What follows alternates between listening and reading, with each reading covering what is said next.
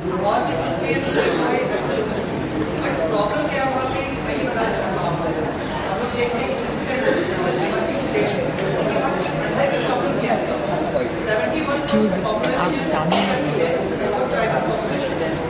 But उसके बाद वो क्या है वहाँ पे सबसे बड़ी समस्या है कि छत्तीसगढ़ की अंदर की समस्या वो है सबसे पहला डिस्प्लेसमेंट।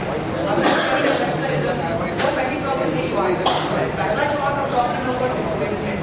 आप कहीं भी चले जाओ, मैं जिसको डिस्ट्रिक्ट है और 5 lakh population after that also government ने उसको क्या नाम दिया है कि हम लोग इसे स्पेशल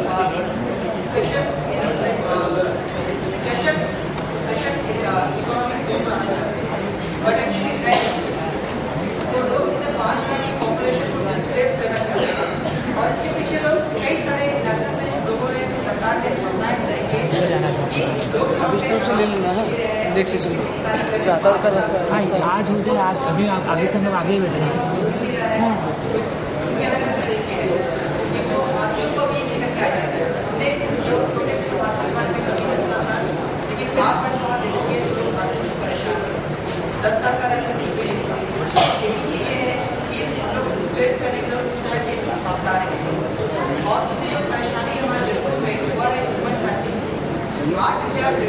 आज हमारे जयपुर से बाहर निकली है, लोग खुले होते हैं और उनको जो बाहर के लोग हैं डिस्प्लेस करने के लिए अपने पास लेते हैं दिल्ली, मुंबई, गोवा वगैरह भेज देते हैं।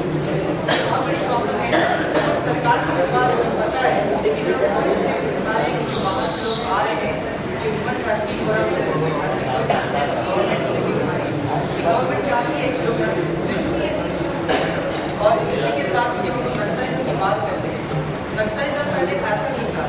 जब ये नक्सलाइट लोग थे वो सभी के दिन में छत्तीसगढ़ में गवर्नमेंट का जो रोल है वो प्ले करते थे। गरीब लोग थे उनको ये अनाज देते थे, जो लोग उनका शोषण कर रहे हैं उनसे लोग भी करते थे। लेकिन अब जैसे जैसे गवर्नमेंट चाहती है कि लोग 65 ईयर्स होने के बाद भी आप देखोगे कि आज के नौजवान कोई जानता नहीं हमारे छत्तीसगढ़ में और सुनते हैं कि वहाँ के लोग क्या है बहुत पिछड़े हैं और गरीब हैं। पर यहाँ पे वही है कि आप अगर छत्तीसगढ़ में 10% ट्राइब है तो आप उनको एजुकेशन को प्रोवाइड नहीं कर रहे हैं। आप उनको जो गवर्नमेंट से बहुत ज़्यादा नहीं मांग रहे वही मांग रहे हैं गवर्नमेंट की स्कीम है, लेकिन आप उसको भी नहीं पहुँचाना चाहते। क्यों? क्योंकि वो समस्या वहाँ पे समस्या वो नहीं पहुँचेगी तो वो वहाँ से खुद ही डिस्प्लेस रहेगा। उस सबको एक इंडस्ट्रियलाइजेशन एरिया बनाने के लिए छत्तीसगढ़ को डिवाइड किया गया था, ऐसा लग रहा है। यही बात है, बड़ी बड़ी परेशानी हमारी इंडस्ट्रियलाइजेशन की है और इतने सारे प्रोटेस्ट होते हैं। करीब 19 गाँव खाली करने के लिए कभी ऑर्डर आ जाते हैं, कभी 25 गाँव खाली करने का ऑर्डर जाते हैं हमारे जयपुर के, लेकिन उसके बावजूद हम प्रोटेस्ट करते हैं। और उस प्रोटेस्ट को आप देखोगे 1 लाख लोग 2.5 लाख लोग पहुँचते हैं प्रोटेस्ट पे, लेकिन मीडिया में पूरे इंडिया में कभी शो नहीं किया जा सकता है कि आज यहाँ पे ऐसी परेशानी है। और जब लोग ये प्रोटेस्ट करते हैं तो उसको दबाने के लिए गवर्नमेंट ये नहीं चाहते कि वहाँ ज़्यादा लोग ट्राइबल हैं वो बेसिकली रिलीजन में कुछ हिंदूज हैं और मुस्लिम में लोग क्रिश्चियन हैं, उसको डिवाइड कर दिया गया। और जो कल की जो घटना हुई उसी को दोहराना चाहते हैं हमारे जयपुर में, हमारे छत्तीसगढ़ में, हमारे रायगढ़, जयपुर और अंबिकापुर एरिया में। ये बोल के कि आपकी जमीन नहीं जाएगी, जो हिंदू लोग आप लोग की जमीन नहीं जाएगी, जो क्रिश्चियन है उन्हीं की जमीन जाएगी, अब क्रिश्चियन की जमीन आपको भी देगी। लेकिन ऐसा नहीं है, ट्राइबल को लोग मिटाएंगे और सबको डिस्प्लेस करेंगे। लेकिन चाह है कि जो संगठन बन रहा है उसको तोड़े और लोग इतने बोले आप कभी सबको लगे कि ये लोग क्यों नहीं बोलते, परेशानी वही है कि बहुत सीधे लोग हैं और सीधे बनकर लोग फायदा उठा रहे हैं। डेवलपमेंट की जो परिभाषा होती है वो सोचते हैं बड़े बड़े बिल्डिंग अमेरिका की तरह डेवलपमेंट की जो बात करते हैं, लेकिन वो जो डेवलपमेंट अमेरिका को आपको याद होगा, ऑस्ट्रेलिया का डेवलपमेंट पता होगा, वो सारे के सारे आदिवासियों के डेवलप हुए हैं। और इसी के स्ट्रक्चर को लेकर के अब हमारा जो इंडिया है वो डेवलपमेंट चाहता है।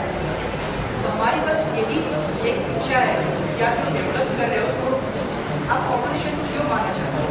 हमारी वहाँ की जमीन है इतनी उपजाऊ है, आप चाहें तो उसको पंजाब की तरह बना सकते हो। आंध्र प्रदेश को कहना चाहें तो कहा जाता है कभी छत्तीसगढ़ को, लेकिन आज को क्या बन गया है, नक्सलाइट एरिया बन गया है। आप उस आगे की तरह बनाना नहीं चाहते, आप सिर्फ क्या चाहते हैं कि आप अपने प्रॉफिट करना चाहते हैं। जैसे जैसे आंध्र प्रदेश के भाई ने बताया कि लैंड एक्विजिशन कैसे होता है, सब गवर्नमेंट के नाम से होते हैं, गवर्नमेंट के पास करती है, विलेज की सहमति के लोगों की सहमति पे होता है सब कुछ, लेकिन ऐसा कुछ भी नहीं है।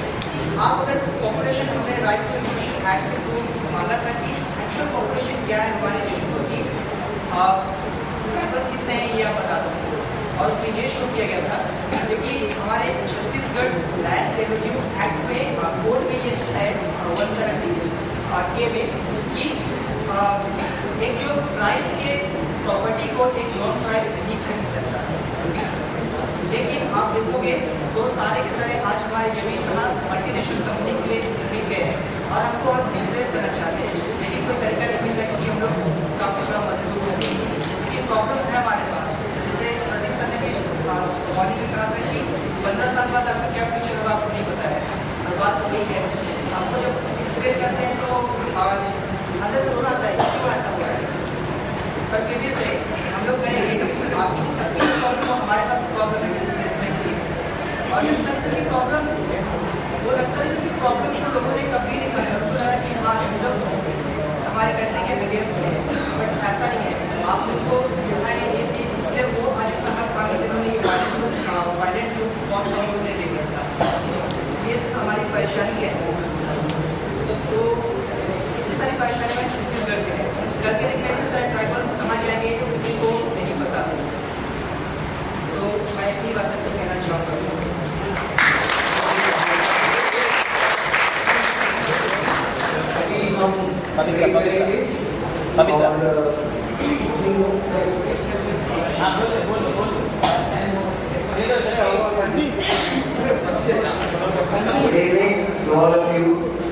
मैं आपका ज्यादा समय नहीं लूंगा, बस एक सवाल है मेरे मन में आज के टॉपिक से रिलेटेड, पैट्रियोटिज्म। मुझे उसका जवाब नहीं मिल पाया, मैं चाहूंगा आप सब मुझे इसका जवाब दें, मुझे अच्छा लगेगा, या फिर सोचिए इस बारे में सर। पैट्रियोटिज्म, मेरा एक सवाल है, सवाल ये है कि हमने हमारे देश में 1947 हमारे देश के आजाद होने के बाद एक ऐसी चीज जो सिर्फ हमने अपने हाथों से अपने लोगों के लिए ऐसी चीज बनाया हो जिसपे देश का एक एक नागरिक गर्व कर सके, जिसपे देश का एक एक नागरिक पूरी दुनिया के सामने गर्व कर सके और गर्व से बोलते कि हाँ ये चीज है हमने बनाया है, and we are patriotic in this sense. और जो कि ना ही नेचुरल हेरिटेज होना चाहिए और ना ही कल्चरल हेरिटेज होना चाहिए। कहां से आएगी फीलिंग ऑफ पैट्रियोटिज्म सर, कहां से आएगी? इस छोटे से सवाल का आंसर ढूंढते ढूंढते मुझे आज तकरीबन 15-20 दिन बीत गए। कश्मीर से लेकर कन्याकुमारी तक कहां से आएगी फीलिंग ऑफ पैट्रियोटिज्म, कहां से आएगी feeling of patriotism? Thank you.